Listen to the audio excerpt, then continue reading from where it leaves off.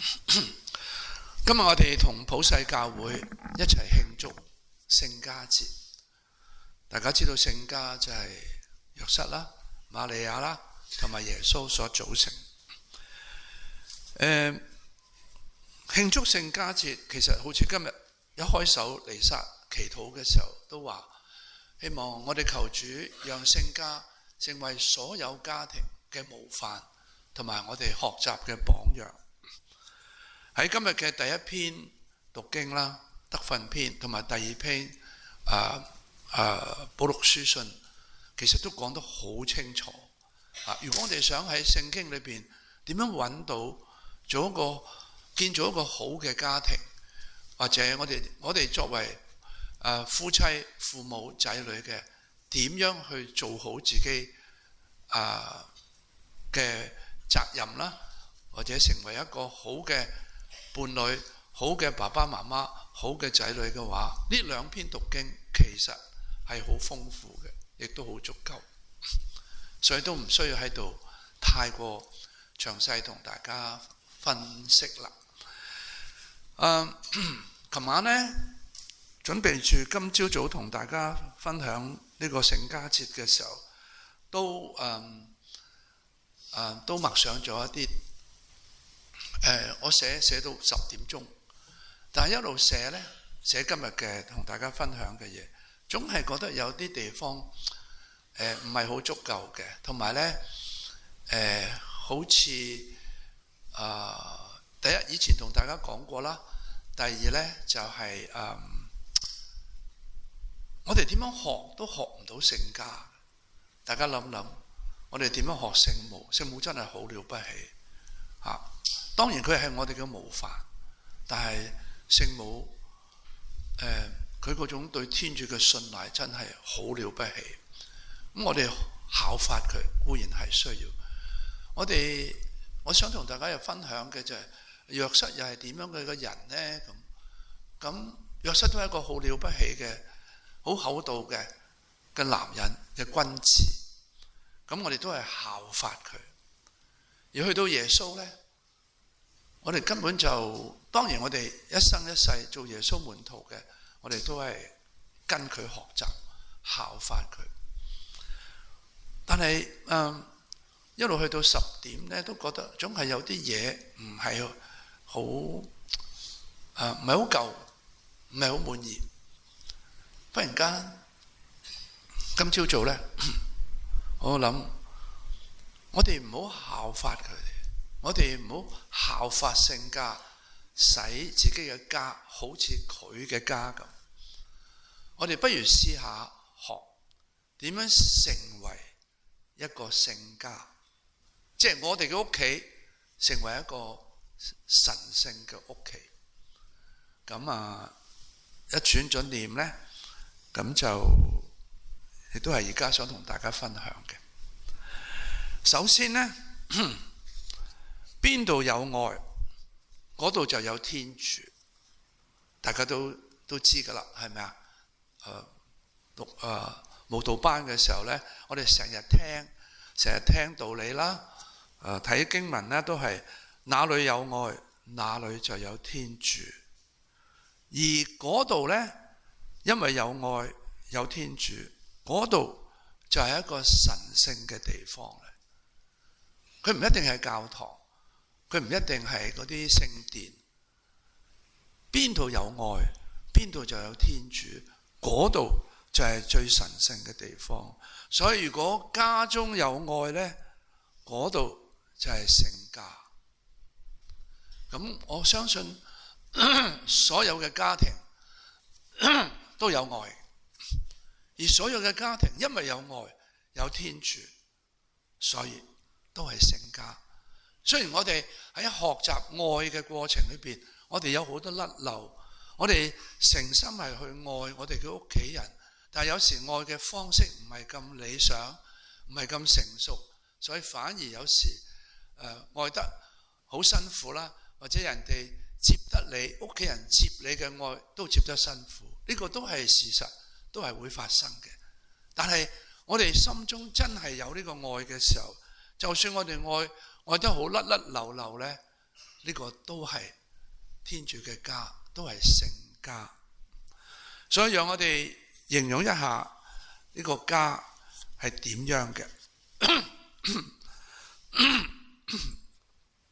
首先呢，家係一個窩，而唔係一個庇護站或者收容所。英文呢，窩呢，我哋叫 home，H-O-M-E home。庇護所呢，就係 shelter。屋企唔係一個窩嚟，呢個窩呢，可以打掃得好乾淨，一塵不染，入到去好舒服。但係呢個窩呢，可能都係狗竇咁亂嘅，都冇問題。而最緊要呢，佢係一個窩。咩意思啊？就係我每一日都中意返屋企。當我放咗學之後，我唔想返屋企，我想喺出邊同啲同學仔喺度又傾呢樣傾嗰樣，又呢樣玩嗰樣，唔想返屋企，因為唔中意返屋企。又或者我寧願加班啦，唔想咁早返屋企。如果係咁嘅話呢，呢個家就唔係窩嚟，呢個家就只不過一個庇護站，好似打風落雨嘅時候，政府開嗰啲庇護站，俾啲人喺度避雨避風。所以無論你嘅屋企係點，係大係細，係好乾淨好亂，只要你中意返屋企，咁呢個就係窩嚟，呢個就係聖家嚟。你想返屋企，中意返屋企。第二，家係一個我哋返到去身體同埋精神都可以休息同埋復原嘅地方。有啲朋友返到屋企仲攰過喺咩啊？喺出邊工作嘅環境，工作固然都好辛苦，但係返到屋企仲辛苦。咁呢個唔應該係個家。家係一個你返到去身體精神都可以休息復原嘅地方。我點樣可以返到去我嘅身體精神都可以復原啊，休息啊？就係因為嗰度有照顧，有營養，有被在乎，有被關懷嘅感覺。當我返到屋企嘅時候，我感覺到係被關懷。當我咳幾聲咧，屋企人會好緊張。當我開心，當我返到好攰嘅時候，佢哋睇到我好攰，斟茶遞水啦，或者叫我休息下啦，坐低乜。即係當你返到去，你自覺係被照顧、被重視、被在乎、被關懷嘅時候，咁呢個就係一個家嚟。身體同精神都休息到、復原到嘅地方，而唔係返到去屋企之後，你仲攰、仲辛苦、仲休息唔到。跟住第三，家係一個你返到去，你嘅感受同埋想法都可以放心同安全分享嘅地方。有啲人返到屋企呢，雖然帶住滿肚嘅委屈呢，不過唔敢講，因為講出嚟都冇用。第一，冇人聽，可能呢，你講咗出嚟之後呢，仲俾屋企人話你自己啫，攞嚟衰啫，諸如此類。如果成日都碰到呢啲咁嘅情況，我哋返到屋企，我哋點敢去將自己今日嘅感受或者想法同屋企人分享呢？係咪啊？我今日好雀躍啊！我好開心啊，因為遇到啲好好嘅嘢，返到去話俾屋企人聽，冇乜人好巴閉咩？使乜咁乜嘢啊？咁潑盆啲冷水落嚟。如果係咁，嗰個邊度係家嚟得㗎？所以屋企呢，家聖家呢，係一個你返到去感受可以流露嘅想法，可以分享嘅地方。有陣時我哋都會察覺呢，呢樣嘢都好真實嘅。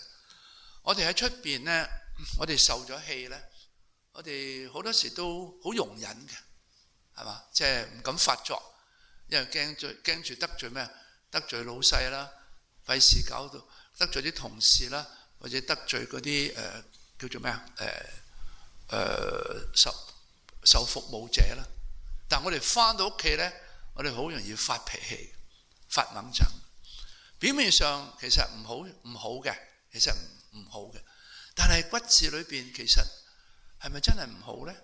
其實又唔係喎，因為你喺外邊唔敢發脾氣，你翻到屋企發脾氣，因為你知道你發咗脾氣，屋企人都係咁愛錫你，所以你有時會不自覺嘅下意識地翻到屋企發脾氣，對住你最錫嘅人、最錫你嘅人發脾氣，因為你唔驚，你覺得發咗之後佢哋都係咁愛我、咁錫我，所以呢個就係我哋感受同埋想法，我哋可以放心同埋安全分享嘅地方，因為知道有人會聆聽，有人會回答。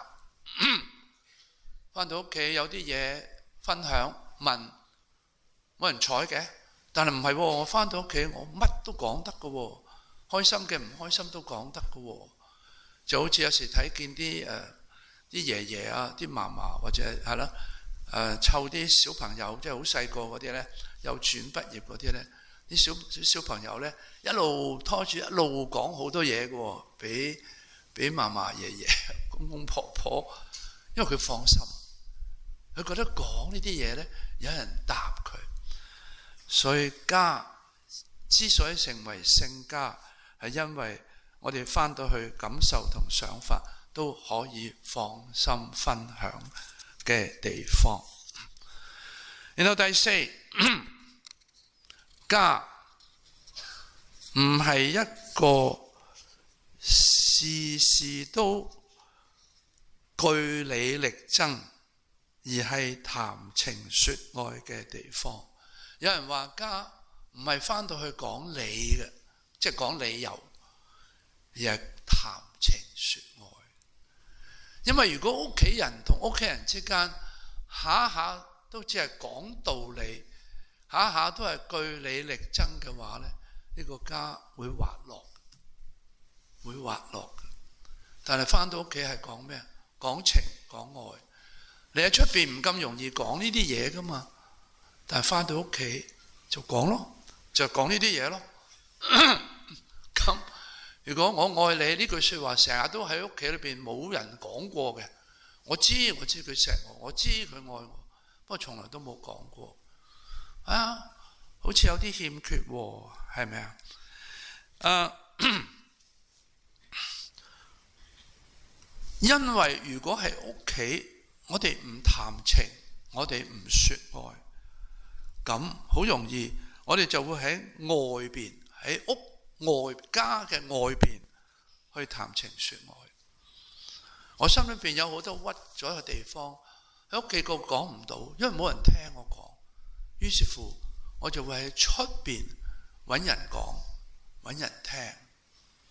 我喺屋企裏邊，我唔覺得自己被尊重，成日都俾屋企人咧話指呢樣指嗰樣，你好心你學下邊個啦，好心你乜啦，好似冇人睬我，我自己想申辯想訴苦，冇人聽我，咁我就會喺出邊揾人去聽我。於是乎細個嘅有朋友仔啦，揾朋友仔啦，揾同黨啦，同黨就係咁形成啫嘛，係咪啊？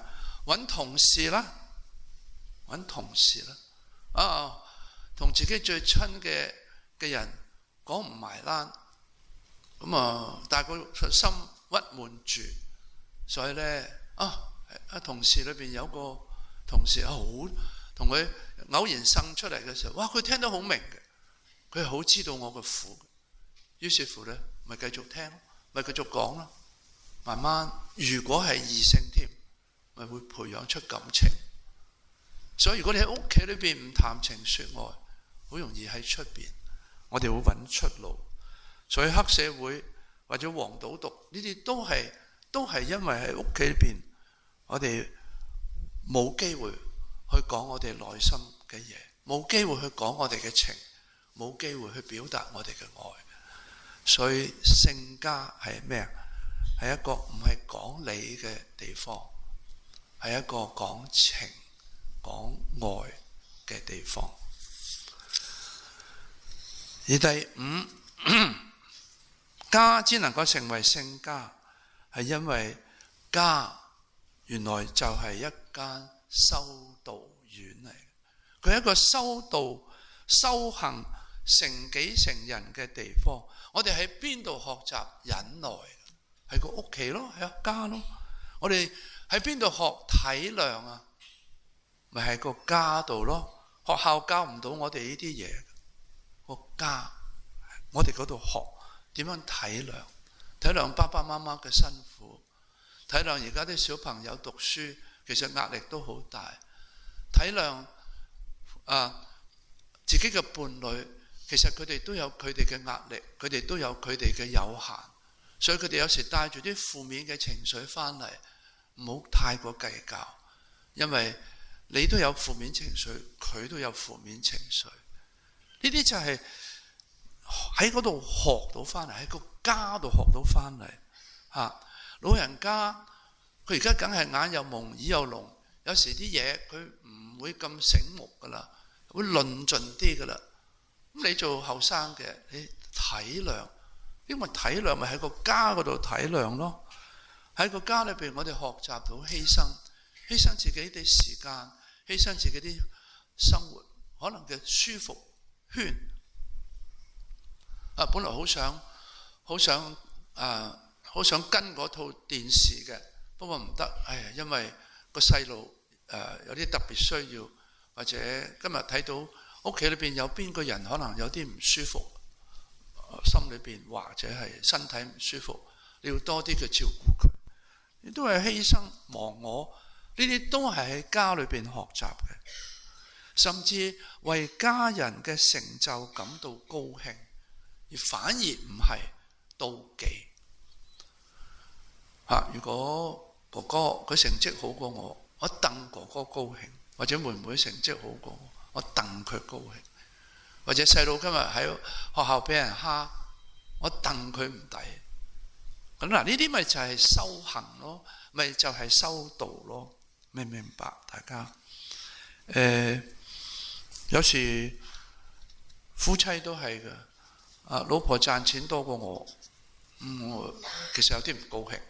點解唔高興？如果老婆賺錢多過你，應該都雀躍㗎，冇問題，係咪？所以等等呢啲咁嘅嘢，所以呢，屋企係一個修道院。我哋細個就喺嗰度學修道，學點樣做人，咩叫做體諒，咩叫做寬恕，等等等等。OK， 最後家係一塊流奶同流蜜嘅福地，呢個係聖經嘅一句說話。